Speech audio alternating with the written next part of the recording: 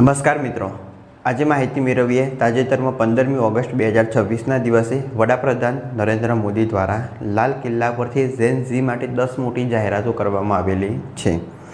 તો આજે આપણે સમજીએ પીએમ મોદીએ લાલ કિલ્લા પરથી કરેલી 10 મોટી વાતો। હવે શરૂઆત આની કરીશું તો સૌથી પહેલાં 1 કરોડ યુવાનોને એઆઈ સ્કિલિંગ એટલે આગામી 1 વર્ષમાં દેશના 1 કરોડ યુવાનોને આર્ટિફિશિયલ ઇન્ટેલિજન્સની તાલીમ આપવામાં આવશે। અત્યારે જાણીએ છીએ કે દિવસે ને દિવસે એઆઈનો ક્રેઝ ખૂબ વધતો જાય છે, એટલે હવે સરકાર એઆઈ તરફ વધારે ધ્યાન આપશે અને 1 કરોડ યુવાનોને આર્ટિફિશિયલ ઇન્ટેલિજન્સની તાલીમ આપવામાં આવશે। અત્યારનો બીજો સૌથી મુદ્દો એ છે કે મફત ઓનલાઈન કોચિંગ આપવામાં આવશે। અત્યારે કોચિંગની ફી આપણે જાણીએ છીએ કે સ્પર્ધાત્મક પરીક્ષાની તૈયારી કરતા જે વિદ્યાર્થીઓ હોય કે જે પોતાના ઘરથી દૂર રહી અને આ પરીક્ષાઓની તૈયારી કરે છે એનો ખર્ચ ખૂબ જ હોય છે, લાખો રૂપિયાની અંદર એનો ખર્ચ હોય છે કે જે કોઈ સામાન્ય વર્ગ મધ્યમ વર્ગનો વ્યક્તિ હોય તો એ ખર્ચ ભરી શકતો નથી। એટલે વડાપ્રધાન મોદી દ્વારા એવી જાહેરાત કરવામાં આવી કે આજે સ્પર્ધાત્મક પરીક્ષાઓ માટે જે કોચિંગ ક્લાસ હોય છે એ સરકાર તરફથી હવે ફ્રી રહેશે, એટલે ફ્રીમાં કોચિંગ આપવામાં આવશે કે જેથી આ રૂપિયાનો વ્યય થાય છે એ અટકાવી શકાય। સ્પર્ધાત્મક પરીક્ષાઓની તૈયારી કરતા વિદ્યાર્થીઓ માટે મફત ઓનલાઈન કોચિંગની સુવિધા શરૂ કરાશે અને ભારતની અંદર ગુણવત્તાયુક્ત ઘણા શિક્ષકો એવા છે કે સરકારને આમાં સાથ આપી અને મફત ઓફલાઈન કોચિંગ અથવા ઓનલાઈન કોચિંગ આપવા પણ તૈયાર છે। તો સૌથી મહત્ત્વનો મુદ્દો આ કહી શકાય અત્યારે સ્પર્ધાત્મક પરીક્ષાની તૈયારી કરવા મફત શિક્ષણ ઘરે બેસીને મેળવી શકાશે। દેશવ્યાપી સ્પોર્ટ ટેલેન્ટ હન્ટ એટલે 2036માં ઓલિમ્પિક માટે 5 થી 15 વર્ષના બાળકોને શોધીને વિશ્વ સ્તરીય કોચિંગ આપવામાં આવશે। 2026માં આજે ઓલિમ્પિક કોમનવેલ્થ ગેમ્સનું જે આયોજન હતું એ ગ્લાસ્કોની અંદર થયેલું હતું, જેમાં ભારતે 39ની આસપાસ મેડલો જીત્યા, જેમાં ગોલ્ડ મેડલ, બ્રોન્ઝ અને સિલ્વર દરેકનો સમાવેશ થાય છે। જો નંબરની વાત કરીએ તો ભારત એ લગભગ 4થા નંબર પર હતું। સૌથી વધારે મેડલની વાત કરીશું તો એ ઓસ્ટ્રેલિયાના ખેલાડીઓએ જીત્યા। હવે આગામી 2036ની અંદર ઓલિમ્પિકનું આયોજન એ ભારતની અંદર થવાનું છે। ભારતની અંદર ગુજરાતમાં આનું આયોજન થશે।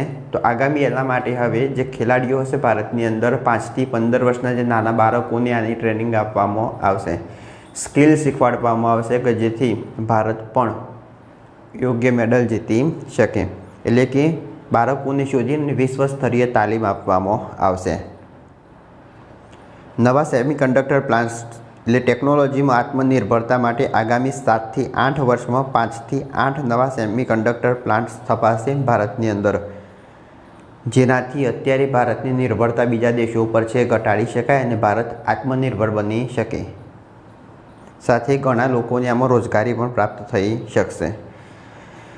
Made in India 6G mission 2030 સુધીમાં 6G ટેકનોલોજીમાં વૈશ્વિક નેતૃત્વ અને તેને ઘર ઘર સુધી પહોંચાડવાનું લક્ષ્ય છે, એટલે 5G પછી 6G એનું આયોજન છે સરકારનું। 2030 સુધીમાં દરેક ઘર સુધી ટેકનોલોજી પહોંચાડવાનું લક્ષ્ય છે।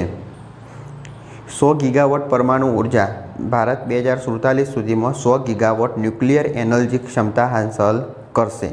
આ એક ટાર્ગેટ છે વિકસિત ભારત 2047 સુધી 100 ગીગાવોટ ન્યુક્લિયર એનર્જી મેળવવાનો ટાર્ગેટ ભારત સરકારનો છે, એની પણ એક જાહેરાત કરવામાં આવેલી છે।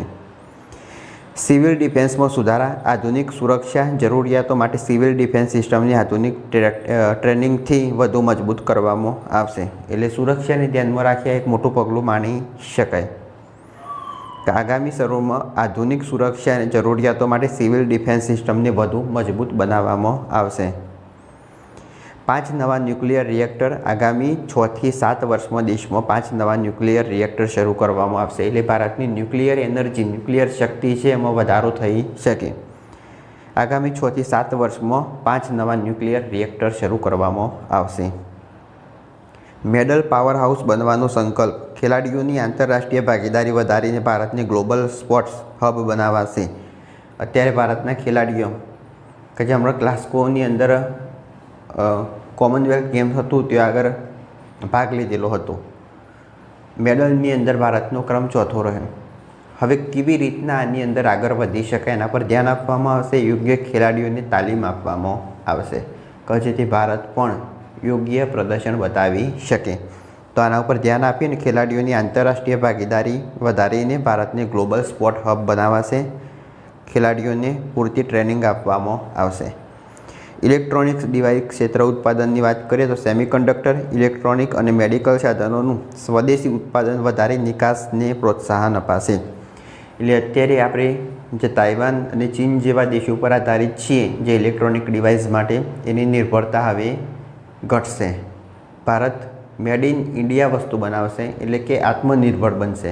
પોતાની જ વસ્તુ પોતાના જ લોકો દ્વારા ઉત્પન્ન કરવામાં આવશે કે જેથી બેરોજગારી ઓછી થાય, લોકોને કામ પૂરતા પ્રમાણમાં મળી રહે અને ભારતની વસ્તુ ભારતમાં જ બને. આ સંકલ્પ સાથે, એટલે કે વિકસિત ભારત 2047ના સંકલ્પ સાથે આત્મનિર્ભર ભારતમાં એક પગલું માની શકાય. એટલે જેટલા ઇલેક્ટ્રિક ડિવાઇસો છે એ ભારતની અંદર તૈયાર થાય એવો સરકારનો એક પ્રયત્ન રહેશે.